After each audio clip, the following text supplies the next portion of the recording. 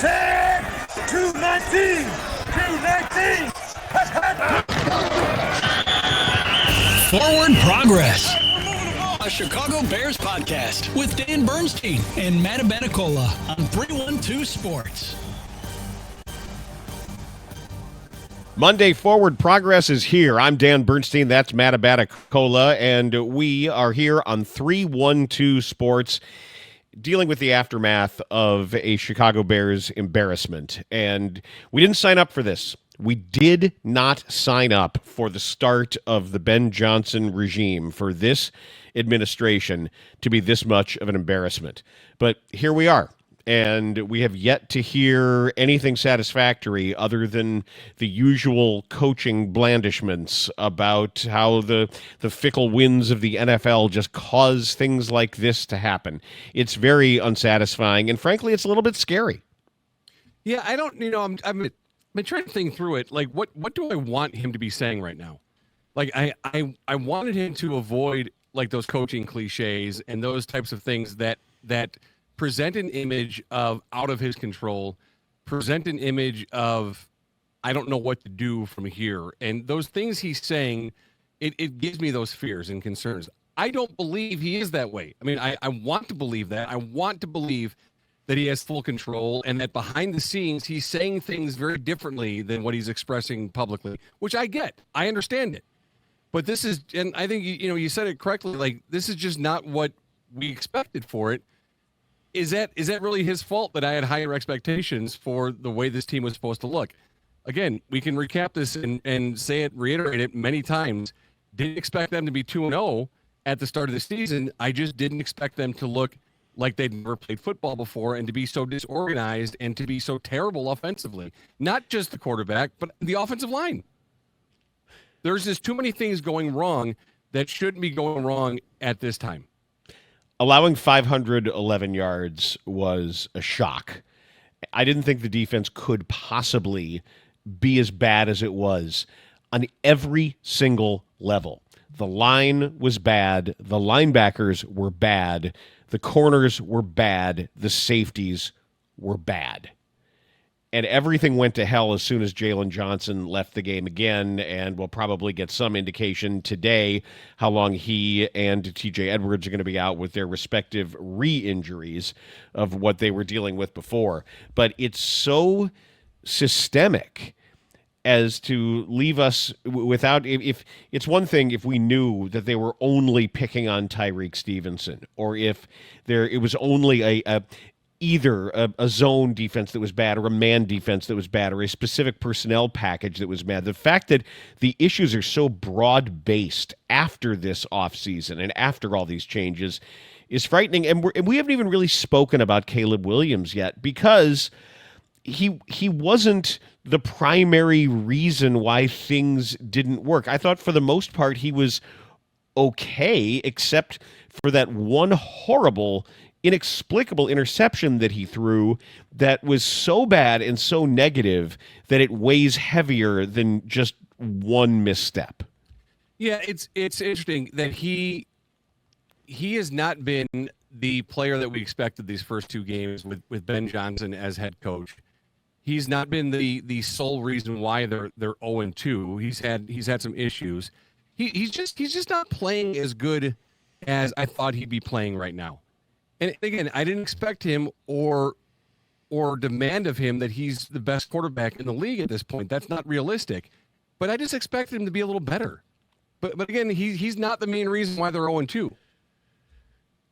Well, let me get back to the point that you made about the differential between what is being said internally and what's being said externally. And I think you have said, and it's been an ongoing theme, and I think it's a good note on your part, that early on in his tenure, at least during training camp, before there were any real wins and losses to discuss, Johnson has been honest until he realizes maybe he's a little too honest. And then he's like, well, here's what I actually mean. I thought there was a little bit of that yesterday when we were trying to decipher what he was saying about Cairo Santos and why they brought in Jake Moody and getting some of those mixed signals. But it's neither here nor there. My point being that reporters are going to start picking around in the locker room a little bit, because we'll get that answer. I want to know what the players are hearing. Yeah. I want to know what's being said in the position rooms. I want to know what they are being told about jobs being at stake. Yeah, it's interesting that you say that because I was thinking about that this morning coming in and was just waiting. Like, when does that happen that someone talks to a reporter and shares what's going on at Hallis Hall? And like, is it coming up soon? Is it sooner than we maybe anticipated something like that ever happening in the first season of Ben Johnson? Is it later in the year when things look really completely out of reach? Now there's still 15 games to go. It would seem like a complete miracle to have any kind of impact on this season in a positive fashion, but it's a lot of football and a lot of injuries could happen to other teams as well. Well, I know who I'm sticking close to if I'm covering this team. I am not moving far from Jaquan Brisker. Because you saw what he said after the game. What he told The Athletic. Shit. I ain't never had 50 put on me ever in my life. Ever. Yeah. Not even in a video game. So that shit was crazy to me. Yeah. Check that. Read that again. Shit, I ain't never had 50 points put on me ever in my life. Ever. Not even in a video game. That shit was crazy to me. That's your starting safety. I'm not going too far from him when I want to know what's going on. That's a good point. Also, just to reiterate, it's one of the positive draft picks for Ryan Poles right there. Yep. So I think it's his first one, right? 2022. The players start to know, and coaches are going to start to sweat a little bit, even this early. And this was this all-star coaching staff. Antoine Randall L., Eric Bieniemy. Everything that was said about all these big names, you've had all these big jobs. Here comes Dan Rouchar from the Saints, and he's going to coach the offensive line. Dennis Allen, who's been a head coach at 2 different stops. Man, this team of rivals. Not everybody agrees on everything, but Ben Johnson understands he's going to surround himself with some of these people that have some differing opinions. There's some holdovers in Richard Hightower. And do you remember the impact that Dennis Allen was going to have on a first-year coach because he was a head coach? Remember that narrative? That, yep. He's been there. He's done it. He'll be able to help and advise and guide and help, so he doesn't have the missteps that a first-year head coach could have. Speaking of running backs, too, I saw this post. This is Mina Kimes earlier. The Chicago Bears running backs. This is Eric Bieniemy's room here. Dead last in expected points added per carry and success rate. Last in the NFL for every team that's played 2 games. Fix that. That is we start talking about what to fix. And we're just so you know, here on Forward Progress today, we're going to play some sound that we heard yesterday and go through what Ben Johnson said as we await any news on injuries and or possible moves that are being made and how they're trying to contextualize and compartmentalize this. Want to talk a little bit also about the things that happen around the NFL and look at the Bears through that context because that's not great either. With every game and with every outcome, with every bit of data that comes in, the Bears are looking worse even when they don't play. Right. And that's getting a little bit scary. But you talk about the running backs though, this was something we addressed coming into the season that it's not a very good running back room. Like no. We knew that, we saw that, but we were being told that the additions on the offensive line were going to overcome the deficiencies in the room and help improve the running game. And then Ben Johnson's there to help design plays that are going to make them most effective. And now we're seeing quite the opposite. Not only do you have a bad running back room, now you have a bad offensive line, which wasn't on the bingo card for the 2025 season. You invest all that money on the interior portion of the line. You have your 2 tight ends that have been there, so they're not new, and no one's learning them. Caleb Williams isn't learning who his tackles are, and yet it's one penalty after another, on top of being able to not run the football effectively. Let's hear what Ben Johnson had to say when he came out and addressed the media immediately after the game. Listen, anytime you lose a game like that, man, it's a kick in the teeth. Nothing about that feels good. Unfortunately, I've been through a number of these over the course of my career. These guys, I tell you, they're hurt. It stinks. They fought. They fought the entire game, and when you play a good team on the road and you have turnovers and you don't convert on fourth down and you give up explosive plays on defense, it can go sideways in a hurry, and that was really the name of the game. Offensively, we were able to move the ball a little bit in the first half, and then the turnovers and the lack of fourth down conversion bit us in the rear. And then, defense had more explosive plays than we wanted to going into the game. We knew that they were an explosive offense, and we had a plan, and we didn't contain those playmakers very well. The quarterback for them really got after us and made us hurt. I look at his numbers, and it looks like he had an outstanding day. Certainly felt that way on the sideline throughout. So, and then in the second half, you get behind by that much, and it becomes a throwing game like that, and really just plays into their hands. So, penalties were still an issue for us. False starts, we had a couple of those. We had some holdings. Yep, had some holdings. The explosive plays. I mean, Jared Goff had 4 plays over 30 yards.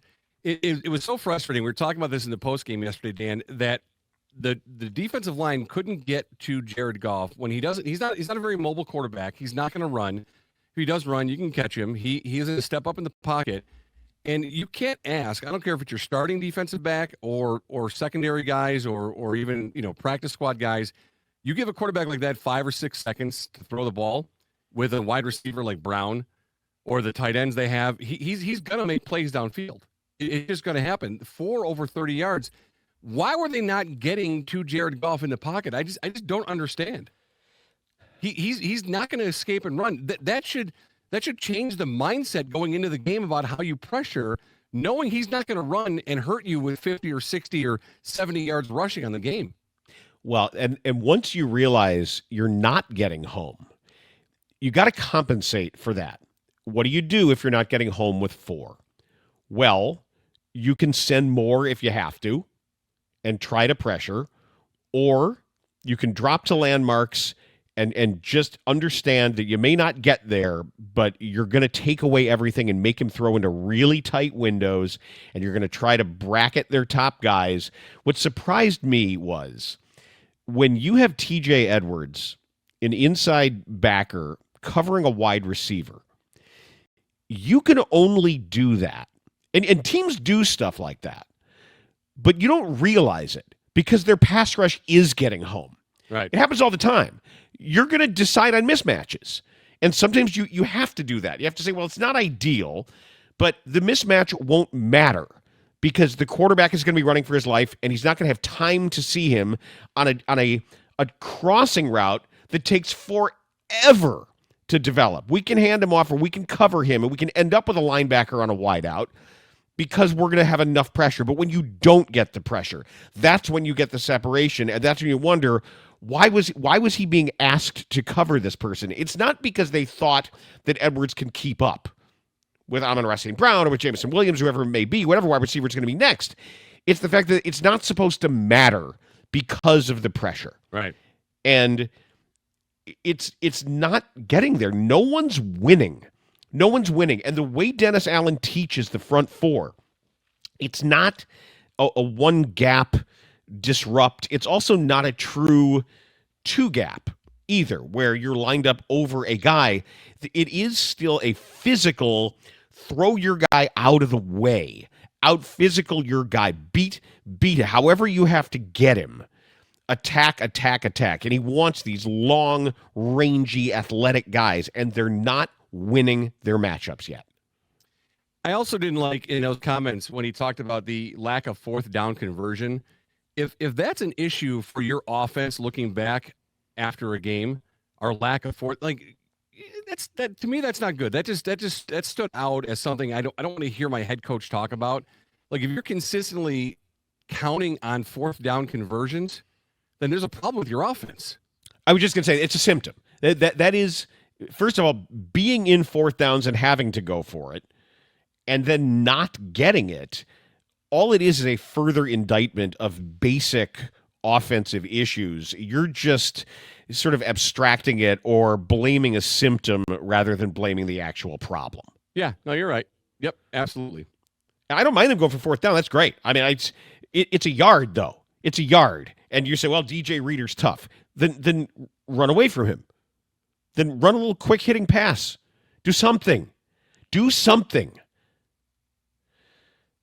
All right. I also wanted to hear from Ben Johnson as he talked about what happened at the end of the first half of the game.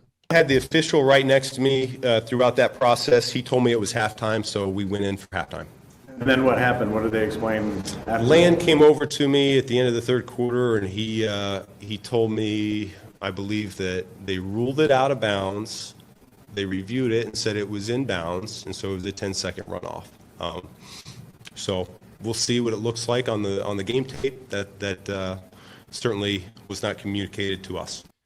So how is it that you don't find out what took place till the end of the third quarter? I just don't get it. Like that bothers me so much. Like I'm not leaving the field until I understand. I'm not letting the next play happen until I fully grasp as the head coach what's taking place. Why did the clock run down to 0 and now you're putting 6 seconds back on? I need to understand. And then on top of it, it's not that difficult of an explanation. We screwed up. Is what they say. We ruled screwed that up. He was out of bounds. He was in bounds. I don't know how they thought. Like, he was clearly in bounds when I saw it happen in real time with a beautiful catch. And so, because we screwed up, we have to run 10 seconds off the clock. He was in bounds. The question is where the contact occurred. And the contact was in bounds. Like, it was I very agree clear that he was down and his hand was on him. I saw it when it happened.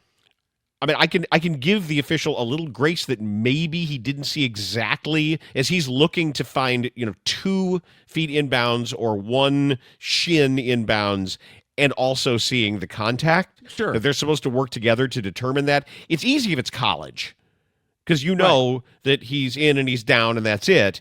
The difference in the pros is obviously you have to know did the contact occur before he slid out of bounds, and I understand that that's possible, but I also agree with you that at least show your players that you're not satisfied with the answer, or you're completely dissatisfied with the work that the officials are doing. It's not baseball where you can light a fire under your team by getting kicked out, or it's not Norman Dale and Hoosiers, kick me out of here and let the assistant run things.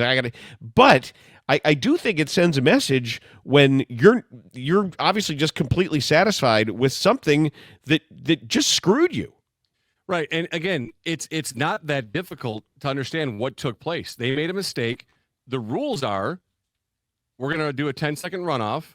It landed at 16, so we run off 10. Now you're at 6. It's not hard to understand. And he didn't know what really took place till the end of the third quarter when someone approached him. So what's being said in the locker room? If you're confused, your players are confused. What are you saying? Well, I don't know. They just screwed us there. And what's being communicated at that point? Because it can't be good.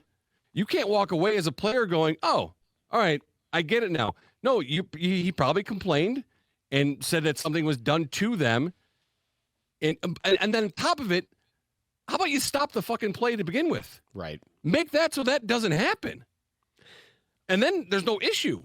It had to be weird, too, because you're headed back to the locker room. You got a bunch of adjustments to make. You've got guys to talk to. You got information to gather. You don't have all that much time. It goes fast. Most of your team is probably among themselves going, what was that? What just happened? Correct. Did anybody know what that was? Did anybody know why did they just score? What? They feel kind of hit over the head, so they're going to be distracted when you're trying to make change. You're trying to figure out what's going on and actually coach these guys, and nobody has an answer for what just happened. And he said at the end of that cut that it wasn't communicated to him. I don't get that. You have the right to have that conversation and say, hey, whoever the head official is, whatever his name is, explain to me what just took place. And then if it was explained like, hey, we made a mistake, or we thought he was out of bounds, he was in bounds, therefore the rules are a 10-second runoff. It landed at 16, we ran off 10, it's at 6. It's not hard to understand. And then you go back in the locker room and explain what happened. And then you move on. But now it's like, I don't know. It was, he even came out of the locker room at halftime, I heard on the radio call, and he was pissed about it. He still didn't know what was happening. Clearly we understand that now because he didn't know what took place till the end of the third quarter.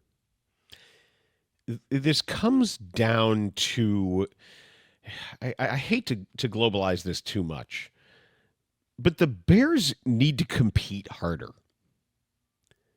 And that starts with the coach. They're not competing. They allowed a team in game one to just take it over, to just strangle them. They didn't give them a case of the strangles. They just strangled them. Thank God. And they just took it, and they knew they were taking it, and everybody felt it, and they didn't have an answer. And then they got kicked in the crotch over and over again in game two. And exactly what you're saying about Ben Johnson, be like, oh, okay, half's over. All right, not sure what that was. And after both games, when it rains, it pours. Well, they're a good team, and things just got away. They're missing a level of competition that we were told was everything that made Ben Johnson who he was to earn this reputation. That this Lions thing about going forward on fourth down came from him, and all this stuff about when you do it and how you do it and competing. I see it come from Dan Campbell. Like that's the guy we were making fun of, or saying, I'm going to bite your kneecap off, but he's backing it up. Right.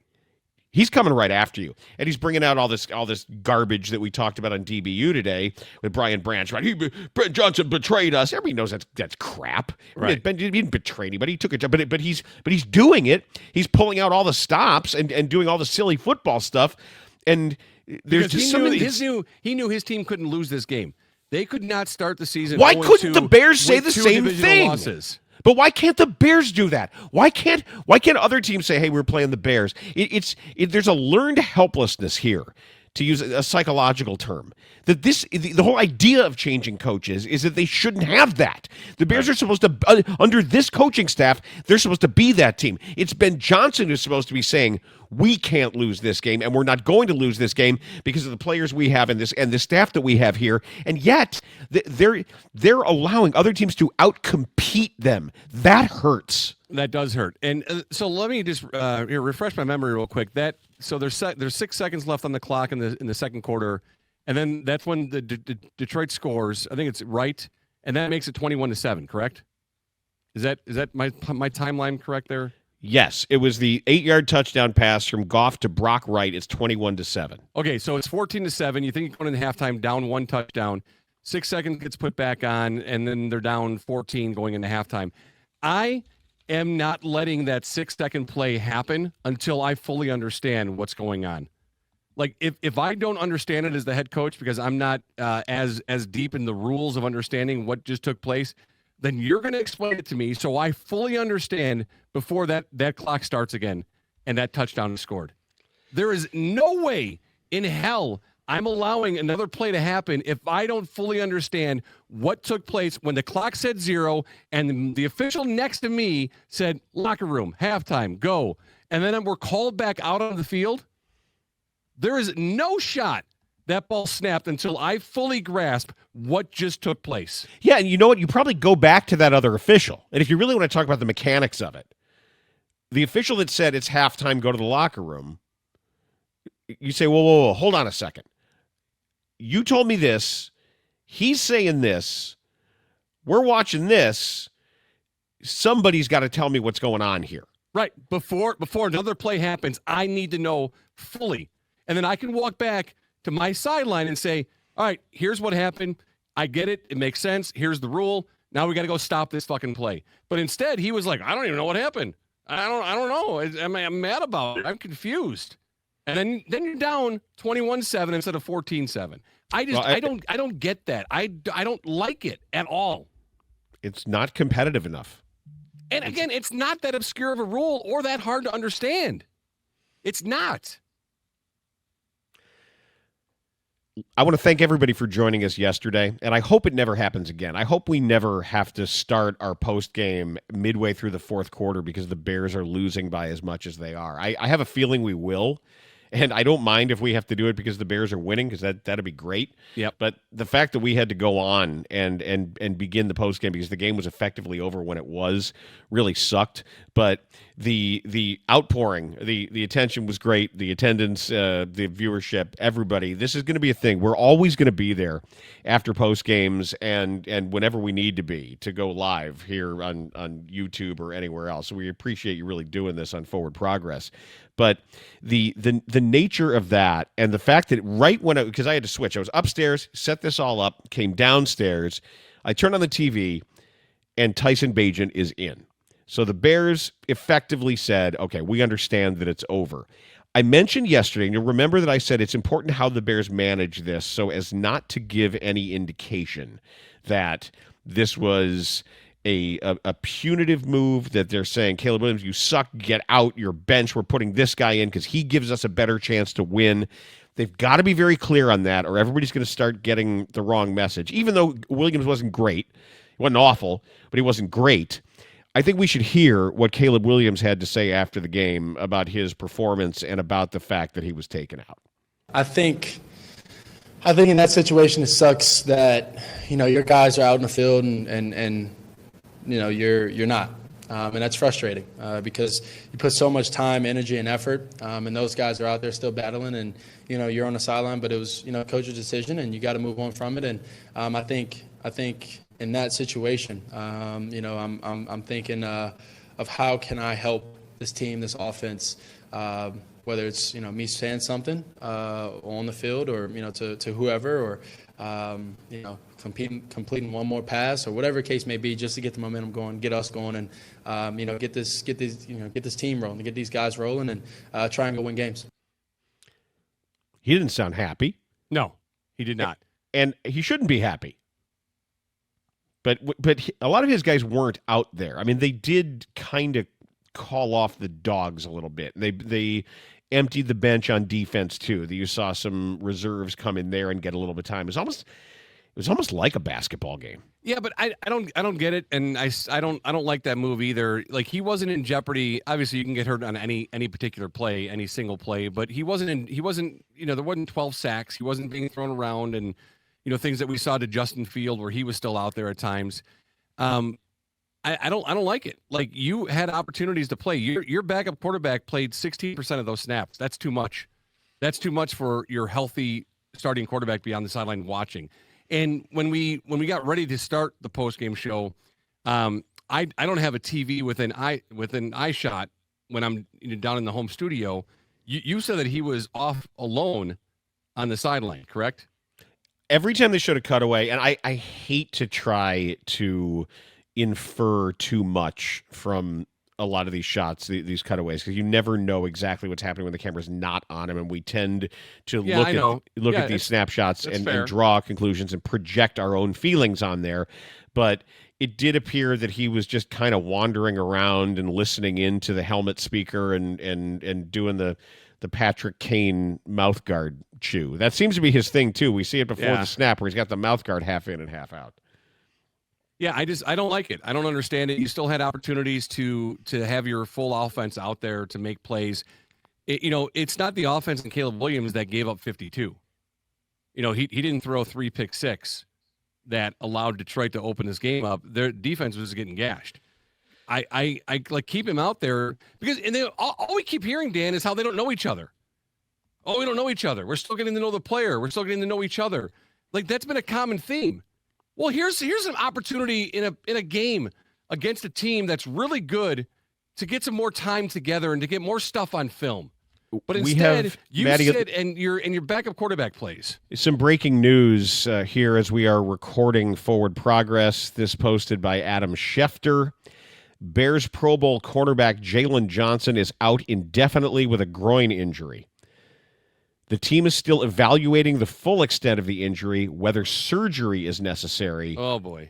And how long Johnson will be sidelined. He exited the second quarter of the Bears' loss to the Lions after sustaining the injury while breaking up a pass. He missed all of training camp, all of the preseason, and Chicago's opener with a groin injury before returning and re-aggravating it Sunday. He now is out indefinitely. Oh boy! So Johnson's out with Johnson's hurt. That's not good. Not good. I didn't like it going into the game when it was like, well, it's a division opponent, and lost the first game. Got to get back out there. Not if you're not ready to go back out there. Well, that made a hell of a play on the Brown attempted reception. I mean, unbelievable play that ended up possibly ending his season. Like, good grief. He's the best individual player on the team. Yeah, dude, you can't mess around with groin injuries. You just can't. You Well, they can't messed do around with it. a hamstring injury with TJ Edwards. He re-injured that as well. Because now there's going to be forensic reporting work done on this. Who knew what and when? How was he cleared? And who decided that it was okay for him to play? And this also goes on the flip side of the conditioning that we've been discussing as well too. It's all in the same handbag together. That's not good. Not good news. So Jalen Johnson out indefinitely, and the possibility, they don't know yet, of surgery. Not good. Yeah, I don't know how often surgery is done unless there's a complete avulsion of an adductor muscle, and we're going to find out a lot more. But who boy. All right, here's one more cut I want to play from Caleb Williams talking about the offense and not clicking right now. I mean, I always expect to come out and play well as an offense. That's the expectation, but it's not really necessarily surprising or anything like that. You know, it's new coach, new offense and all of that, and a bunch of new players, and we're all trying to, figure it out together at one. And like I've always said, move together. Everybody do their 1/11th and move together when the ball snap and go execute the plays that are called. Yeah, they're just still getting to know each other, so he's not too surprised that the offense isn't clicking. I don't buy it. It's unacceptable. I mean, you all didn't get together at Hallis Hall for the first time last Monday on Monday Night Football and be like, hey, hey, I'm Caleb. Oh, I'm Joe. Nice to meet you. I'm your new right guard. Like you don't. That's not what happened. And there's hundreds of hours and thousands of hours on some of these guys on game film. Like, you don't understand who your players are. You're still getting to know each other. I get it that the offseason isn't what it used to be, back when guys had to, get part-time jobs and sell shoes to earn a fucking living. This is what you do full-time, all the time, year-round. This is all you do. And you get an extra OTA because you hired a new coach. You're given more time. You're given a special allotment, a special dispensation by the league to practice more. I'm tired of hearing it, Dan. I'm tired of hearing it that we're getting to know each other. I'm tired of it's a lame ass excuse. There's other teams that hire a new coach and get new free agency is not a new thing. Guys are moving teams every goddamn year. But like for the Bears, we're getting to know each other. And then people bought into that bullshit last week when it was like, it's premature to judge this team. We need to give them at least four weeks or 6 weeks before you start looking at it critically. Really? No, I don't think so. There's only 17 games in a season. You don't have the luxury of 162 or 82 to let things slide where you can sustain a massive losing streak. You don't have that luxury. It's football. You have 17 games. You can't go from the start and say, all right, we'll figure this out by week 8. Then you're done. And your season's done. Especially because Ben Johnson said, quote, there's no reason why we can't win this year. Right. And then you come out and you look like you've never played football before in your life. There's no reason why we can't win this year. We should keep a list of already the excuses that are being made. Yeah, I'm tired of it. Because I'm tired of it. We've got two lists going. We've got the list of the fatalist comments about sort of the winds of fate that are just buffeting the Bears, that they're just like that little feather that floats and with no control, and it goes wherever the winds blow them. Well, when it rains, it pours. And then second week, these games happen. They just kind of happen. You're the coach. Do something about it. When you recognize it's starting to happen, make it not happen. The whole when it rains, it pours. When it rains, do something about it. Make sure it doesn't pour. Do the job. Do the work. Compete. Set the tone. You're the coach. You compete. And now they're saying getting to know each other. Oh, well, we're going up against a tough team. These are excuses. Yep. You asked a question yesterday, and it's stayed with me. What do the Bears do well? And there isn't one thing that they do well right now after 2 games. It's really unfortunate. It's not just one thing or one area that they need to clean up. So I wonder how, after all the entire offseason, and you start the season, how is it possible that it's this bad? That it's not one thing or one area, that if they just cleaned up this thing, they would be more competitive. There's so many things. Why is the O-line struggling so badly? How is the defense 32nd in points, 28th in yards allowed? How is it so bad in 2 games? I just don't understand how it's gotten this bad this quickly. It doesn't make sense to me. It doesn't. And You had why are draft people picks. re-injuring themselves? Why are defensive players particularly getting tired already during games? What was training camp? What were you doing? What was going on? I don't know. I don't know. I don't get it because it's possible for other teams to get new coaches, new assistant coaches, new players, and not look like they've never played football before. I've seen it. I've seen games this year. And I want to just go back to what we talked about in DBU with our tight ends. I just want to share this in case you haven't heard it yet. Our 2 tight ends, Loveland and Cole Kmet, 9 targets, 5 receptions, 72 yards, no touchdowns, 1 first down gained, 7 yards after the catch. Like how is it so bad so quickly? Now, I want to be very clear here when we start saying what's next and how do you show you're competing. I don't want eyewash. I don't need anybody to throw a tantrum. I don't need necessarily some sort of public sacrificial lamb. But what I do need is a stark, honest evaluation internally that everybody's in the right spot, that there isn't a way to make Luther Burden's speed matter more, or to make maybe Shamar Turner's intensity matter more, because that's what you need, because that guy's a crazy person, right? Well, in all the scouting reports, because he's the guy that was like stomping on people and hitting them in the balls, and they just said they have to turn his flame down a little bit because he's just a maniac. Well, maybe dial that up instead of having him inactive. Yeah.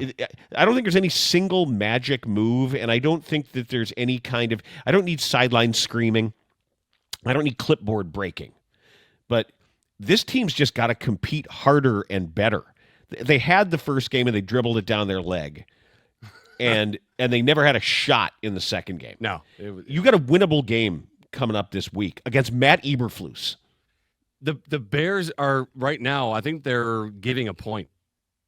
I mean, so obviously it's a pick'em game, but slightly like I was blown away when I heard that they're slightly considered the favorite in this game. Like, I haven't watched much Cowboys football this year, but how about them Cowboys? Yeah, I don't think they're any good. Well, obviously they're not if the Bears are favored to win. Okay, but how bad are the Bears now that we get more NFL data? As we take a look around the league a little bit, we saw this apparently, again, more excuses like, well, that Vikings team, they're really stopped the run well, and they're really this J.J. McCarthy can make some plays on you. J.J. McCarthy didn't really know how to hold a football last night. They had nothing. Yeah, that's your home opener. That's quite the showing there. They had absolutely nothing. So when we start saying how good are the Bears relative to their opponents, I'm not sure how good the Vikings are, and I know that we're going to look back at the end of the year and probably say that was one of the divisional games you should have won. I think you called that. We know the Packers are tremendous. If they did this to the Lions, they're real good. So it's very, very early to determine some of this stuff. But overall, with every data point we get, it looks worse and worse for the overall quality of the Bears. They did get some good news on the schedule, though. If Joe Burrow might need surgery on a toe ligament injury, turf toe's no joke. I know it sounds like it is, but it's not. I've had it. Yeah, it obviously. Sucks. It sucks. And if he's out, and they got I can't believe they still have that guy sticking around. I forgot who their backup is. He's like replacement. Yeah, and fine. Good luck to them. Can I give you some bright like a bright spot about this Bear season so far? Because I was trying to find one, desperately find something to be positive about. Roma Dunze has tied his touchdown output from last season already through 2 games. Okay. He's actually tied among NFL receivers for the most touchdowns through 2 games. Awesome. He's 16th in the NFL No, I'm sorry. He's ninth in yards, ninth in receiving yards, and tied for first with 3 touchdowns. So there's some positive there. That's the one thing, because I wanted to find something that was good about this team through 2 games, and so far it looks like Roma Dunze, despite the couple drops that maybe you should have had yesterday, still being very productive in his output for the first 2 games. All right, now do DJ Moore. What about him? How's he doing? Is he on the Bears? That's the guy you paid. Yeah, he's number 2 in your salary cap hits for this year. Number 2 in salary. The number 1 guy you can't find either. Montez Sweat. Anytime he wants to make a play, he's entitled and invited. But, don't expect it anytime soon. Let me see here. Let me pull up your guy, because I know that you're excited about DJ Moore. What has he done so far? 8 receptions. Okay. For, what is that, 114 yards? Okay. No touchdowns? Any of them, memorable, significant? Monday nights, yesterday, not that I can recall. And by the way, the backup quarterback for the Bengals is going to be taking over as Jake Browning. Ooh, really? Very quarterbacky name. He's still in the league. I didn't know that he was even in the league. I didn't either. Yeah. Jake Browning. Okay. I learned on Saturday that Joe Flacco is still in the league, too, for the Browns, right? You knew that, though. Well, I did, but then I thought it was after last season he was done. I didn't know they brought him back. Well, so we're going to hear more from Ben Johnson today about some of this. Obviously, it sounds like that Jalen Johnson's going to need imaging on the re-injured groin, and if he needs surgery, that's probably toast. But I hate to say he's been bearsed already, but to hear Ben Johnson say, well, they fought the entire game. That's not true. Correct. And things can go sideways in a hurry. But, Dan, you can't say they fought the whole game when you ended up taking most of your starters out with half the game or half the quarter to go in the fourth quarter. Yeah, they fought the whole game until it was garbage time and needed to take everybody out. Right. Come on, man. You didn't even fight the whole game. What are you talking about? Like, as the coach, you didn't fight the whole game. And one thing I will say I appreciate about Ben Johnson, because you don't want the sideline tantrums and the yelling and the screaming and, snapping clipboards over your knee. He's never going to do that stuff. That's not him. Like, he's not going to be that meatball-y guy. That's not going to be him. So something you don't want, you're going to actually get that from the head coach. So there's another bright spot for you. This is the latest on the Jalen Johnson injury. This comes from Adam Schefter and Courtney Cronin, where he said the quarterback initially sustained a groin injury while training during the offseason. He later told the Pivot podcast that he tore his adductor off his pelvic bone. He was placed on the non-football injury list in late July, missed all of training camp, the preseason, and Chicago's season opener. So I'm confused. If he actually tore it off the pelvic bone, doesn't that have to be surgically repaired? I would think. I mean, I'm not a doctor, but no, and there can often be an avulsion fracture as part of that. So I want to know if he was correct in that self-diagnosis at that point, and if that has happened now, his season's probably over. Yes, correct. If indeed he has torn the groin muscle off the bone. To me, that's when they said indefinitely, when Adam Schefter said that he was told indefinitely, that to me is we're not prepared to tell you that he's done for the season. Well, they're probably just waiting on imaging to confirm it. Yeah. But sometimes a doctor is going to tell you beforehand based on the level of swelling, bleeding, etc. Wow. Okay. Yep. Well, when it rains, it pours, Dan. When it rains, it pours. Well, things just go sideways on you. Games like that just kind of happen. I hope there's a different internal message. I hope what is being said publicly. We're already here. I'm already at the point where, because of the way they're very passively phrasing all this stuff, that I hope things are more direct and more serious and more active within the walls of Hallis Hall. I really do. I hope so. I mean, I'm leaning that way that's the case, that he's a smarter guy than this. I really do, but I don't know, and we won't know until we hear otherwise from someone inside. Well, that's Forward Progress for today, and obviously we're going to have more news to react to tomorrow. So thanks so much for joining us. Make sure that you subscribe and rate and download and be a part of this community, because we had a nice little bump I saw in people subscribing for yesterday in the post game. You should be here all the time, because we're always here. We're always talking to you about everything going on with your Chicago Bears here on 312 Sports. 10, 219, 219. Forward Progress, a Chicago Bears podcast with Dan Bernstein and Matt Abenicola on 312 Sports.